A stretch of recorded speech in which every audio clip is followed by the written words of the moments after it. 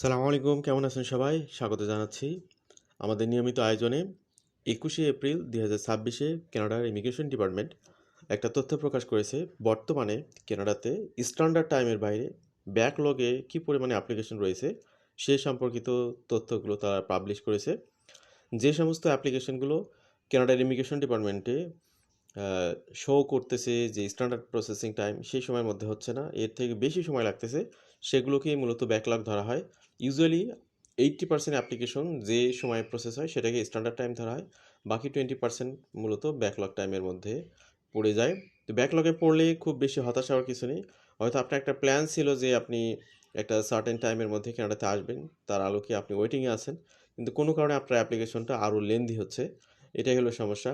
Even আমরা এখন জানি যে নর্মাল প্রসেসিং টাইম অনেক অ্যাপ্লিকেশনের ক্ষেত্রে 12 বছর, 13 বছর বা 10 বছরের অধিক কিন্তু হয়ে গেছে। যেমন startup visa, Quebec investor programme, self employed programme, এগুলো কিন্তু নর্মাল প্রসেসিং টাইম এখন 10 ইয়ার্স প্লাস টাইম।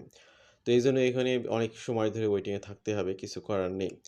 তো ব্যাকলগ বিভিন্ন কারণেই মূলত ব্যাকলগে অ্যাপ্লিকেশনগুলো যেতে পারে। রিসেন্ট টাইমে পিআর অ্যাপ্লিকেশনে ব্যাকলগের সংখ্যা 1 মিলিয়ন অর্থাৎ 10 লক্ষের অধিক ছাড়িয়ে গেছে। তো পিআর অ্যাপ্লিকেশন নিয়ে যারা ওয়েটিংয়ে রয়েছেন তাদের অ্যাকচুয়ালি বেশি সময় দিতে হচ্ছে বা বেশি সময় লাগবে। তবে কানাডা ইকোনমিক ক্লাসে এক্সপ্রেস এন্ট্রি বা স্কিল ওয়ার্কার প্রোগ্রামে ব্যাকলগের পরিমাণ আগের তুলনায় কমে গেছে।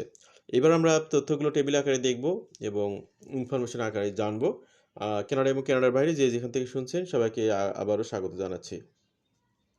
RCC backlog falls sharply but PR inventory surge past 1 million.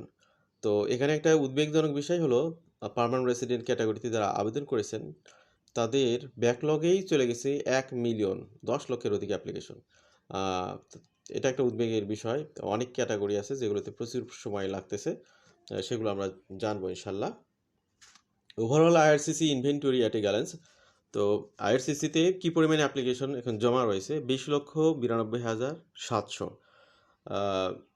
এটা বলা চলে যে আপনার আগের মাসের মতোই অ্যাপ্লিকেশনের সংখ্যাটা একটা ধারাবাহিকতা বজায় আছে বর্তমানে।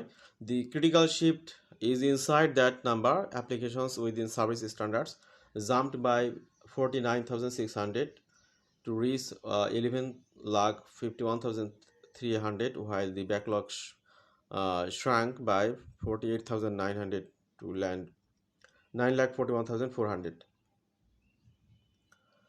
তো এখানে আইআরসিসির ব্যাকলগে একটা বড় পরিবর্তন এসেছে, এটা ক্যাটাগরি বেস নির্ভর করতেছে। আমরা যদি দেখি টোটাল ইনভেন্টরিটা এখানে দেখতে পাচ্ছেন আপনারা, লাস্ট যে তথ্য সেখানে 20,92,700 অ্যাপ্লিকেশন প্রসেস করতেছে, আগের তুলনায় 700 বেড়ে গেছে অ্যাপ্লিকেশন। সার্ভিস স্ট্যান্ডার্ডের মধ্যে এখন তারা প্রসেস করতে পারতেছে 11,91,300 অ্যাপ্লিকেশন। সার্ভিস স্ট্যান্ডার্ডের মধ্যে 49,600 অ্যাপ্লিকেশন বেড়ে গেছে প্রসেস স্ট্যান্ডার্ড টাইমের মধ্যে।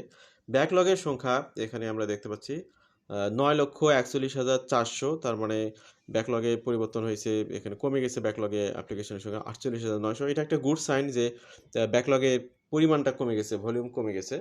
এটা যারা আপনারা বিভিন্ন ক্যাটাগরিতে আবেদন করেছেন তাদের জন্য এটা একটা ভালো খবর। তো আমরা জানি যে 80% প্রসেসিং টাইমটাকে স্ট্যান্ডার্ড টাইম ধরা হয়, আর এই ক্ষেত্রে অনেক অ্যাপ্লিকেশনগুলো ভ্যারি করতেছে। February data from official IRCC application inventory dashboard show the within standard rate climbing to 55%, up from 52% in January.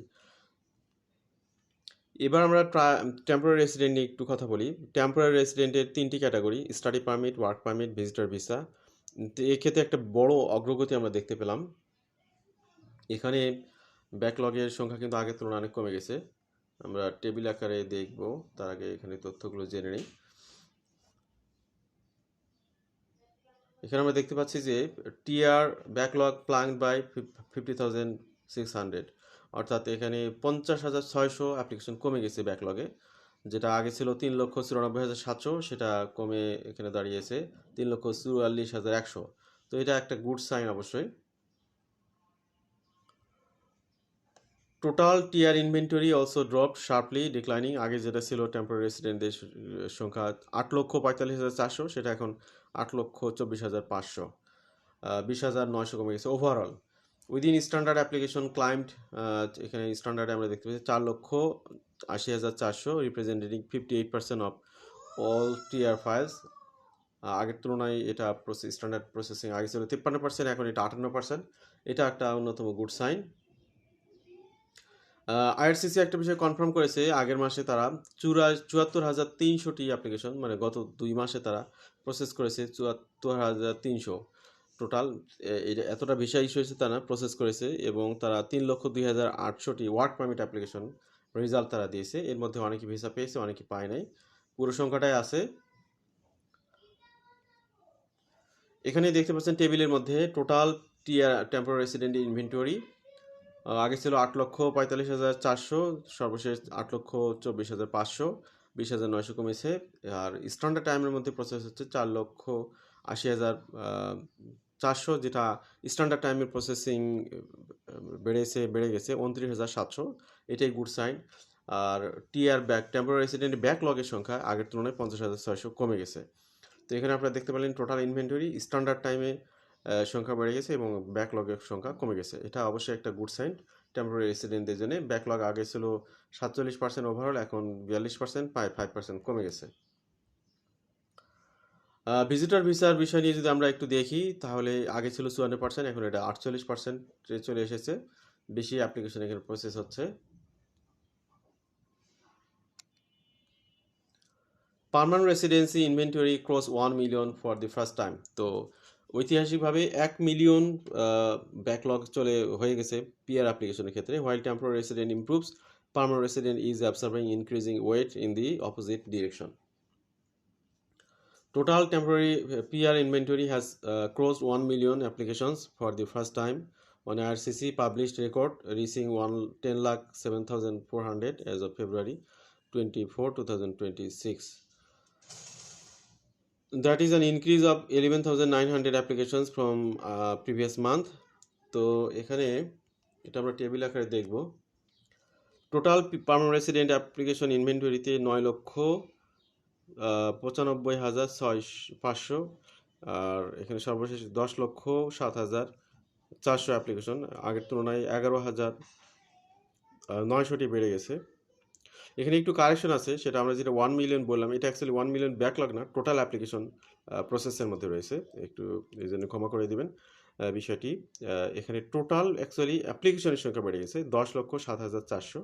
সেখানে স্ট্যান্ডার্ড টাইমের মধ্যে প্রসেস হচ্ছে 4,70,600, আর ব্যাকলগে রয়েছে 5,36,800। এখানে তাদের আপনার পিআরএ ইনভেন্টরিতে বেড়ে গেছে 11,900, ব্যাকলগে বেড়ে গেছে 1,500, আর স্ট্যান্ডার্ড টাইমের মধ্যে প্রসেস হচ্ছে 10,400। এখানে একটা গুড সাইন হলো যে 1% কমে গেছে ব্যাকলগ আগের তুলনায়। Express Entry backlog drop just to 11%। এখানে একটা গুড সাইন, সেটা হলো এক্সপ্রেস এন্ট্রিতে কিন্তু একদম ফাস্ট প্রসেসিং হচ্ছে। তাদের এখন অ্যাপ্লিকেশন প্রসেসিং রেশিও হচ্ছে 89%, মানে স্ট্যান্ডার্ড টাইমের মধ্যে 89% অ্যাপ্লিকেশন প্রসেস হচ্ছে। এখানে টোটাল এক্সপ্রেস এন্ট্রির ফ্লোটা আপনারা দেখতে পাচ্ছেন, ব্যাকলগের সঙ্গে অনেক কমে গেছে। সিটিজেনশিপের ক্ষেত্রে আমরা যদি দেখি, টোটাল সিটিজেনশিপ অ্যাপ্লিকেশন স্ট্যান্ড 2,60,800, যার মধ্যে আপনার 2,03,000 অ্যাপ্লিকেশন সার্ভিস স্ট্যান্ডার্ডের মধ্যে এবং 60,500 অ্যাপ্লিকেশন রয়েছে ব্যাকলগের মধ্যে। তো এখানে 77% অ্যাপ্লিকেশন স্ট্যান্ডার্ড টাইমের মধ্যে প্রসেস হচ্ছে, 23% অ্যাপ্লিকেশন ব্যাকলগের মধ্যে রয়েছে। তো BC12 এর কারণে খুব বেশি একটা পরিবর্তন আসেনি সিটিজেনশিপের ক্ষেত্রে। এখানে ওভারঅল তথ্যগুলো আপনারা দেখতে পাচ্ছেন এই স্লাইডে। পিআর ডিসিশন এখানে লাস্ট 2 মাসের মধ্যে হয়েছে 70,400টি। তারপরে নতুন পার্মানেন্ট রেসিডেন্ট এখানে এন্ট্রি করেছে 53,400। এখানে একটা বিষয় খেয়াল করুন, পিআর এর ডিসিশন পেয়েছে 70,400, আর এন্ট্রি করেছে কানাডাতে 53,400। তো সবাই এন্ট্রি করে নাই, এটাই বোঝা যাচ্ছে। Study permit application finalise 74,300, work permit finalised 3,02,800, new citizen 2,56,250 based on month wise open data. তো আমরা আলোচনার শেষ প্রান্তে চলে এসেছি। মূলত আপনাদেরকে ব্যাকলগের একটা ধারণা দেওয়ার জন্য আলোচনাগুলো করি আমরা প্রত্যেক মাসে। অনেকেই ব্যাকলগে থাকে, আপনি একা না, আপনার সাথে অনেক অ্যাপ্লিক্যান্টরা রয়েছে, সুতরাং রেজাল্ট পাবেন ইনশাল্লাহ। ভালো থাকবেন সবাই, আল্লাহ হাফিজ, আসসালামু আলাইকুম।